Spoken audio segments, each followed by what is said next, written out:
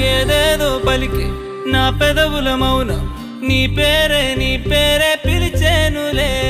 నీ పిచ్చితోనే అల్లాడే ప్రాణం నిన్నేలే